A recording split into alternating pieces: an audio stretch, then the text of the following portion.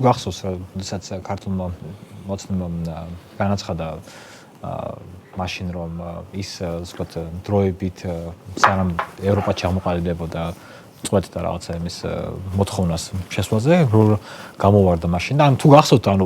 ოდესღაც ამ სიგიჟის რაღაც ახლა ხდება ყოველდღიური აქციების საფუძველი იყო ის მართლა არავის არ ახსოვს მაგრამ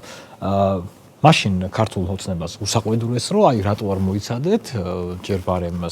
გაკეთებული იყო რაღაც განცხადებები და მე თუ რამე გამოხდოდეთ და ეხლა მოხდა ის რასაც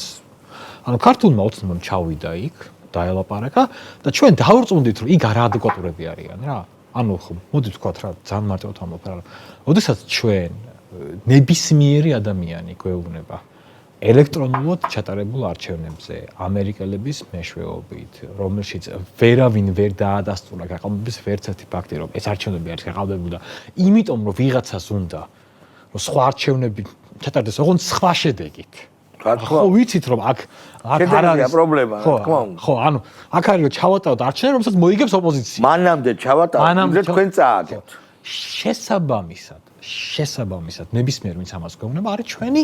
მინიმუმ არაკეთილის მსურველი ჩემი აზრით მტერი მაგრამ დებილიც რა თქმა უნდა და აქ არის კიდევ მეორე მომენტი რა ხო მოდით ვთქვათ რა და ასევე ამის გაგრძელება ოდესაც ჩვენ გვეუბნებიან რომ განთავისუფლებული პოლიტიკური პატიმრები აპატიეთ რა კარგით რა რაღაცა ხო არსებობს რაღაც აი ეთიკის მორალის რაღაცა მსგავსი აი საღიაძის რაღაცები ხო არსებობენ და ვიღაცა ტიპები რომლებსაც უნდათ ქვეყნის დამხობა უნიჭოთ და რომლებსაც ერთთვიან ორთვიანი წინასწარი პატიმრობები მიუსაჯეს და ისიც ხშირ შემთხვევაში უბრალოდ ბოდიში რომ მოეხადათ და რომ ეღიარებიათ ხო გაერთიანებოდნენ რა თქმა უნდა ახლა როგორც ვიცით ვიღაცა არა პირდაპირ აქ ნათქვამი ძალიან ბევრ მაღალჩინოსას ძალიან ბევრს რომ მონანიება არის ძალიან ეფექტური შალვა ოღონდ რაში მონანიება ის რაც დოკუმენტურად თქმა უნდა შალვა აი იგივე ბოდიში მზია ქალბატონი მზია რო ავიღოთ ხო არავის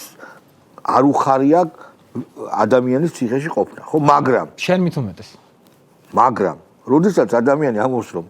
უბრალოდ არ ამბობს რომ აღელდა შეცდომა დაუშვა და ემოციებმა მინიმუმ ამას არ ამბობს სწორიქენი რეჟიმი აი ხა ეგრე არ გამოვიდა მთელი ლოგიკა არის რომ დასარტყამი იყო ხო ანუ აი რაღაცა და ეხა რაღაცა სიგიჟე რო გამართეს ქართველი კაცები სულაც უწყავდნენ ხელს ეს რა არის აი ეს მართლა ვერ გავიგე ანუ ეს ქართულ ტრადიციაშია არ ჯდება რომ თუ დასარტყამია ვინმეზე მიდი და დაარტყე მე არავის არ ვახალისებ და რაც მოუვათ გასაგებია მაგრამ მოდი და სურათთან არის მაგარი და ურწყავს ხელს ეს რა კიდე მეორე არის ასეთ რაღაცა რომ ანუ პოლიტიკურ ბრძოლაში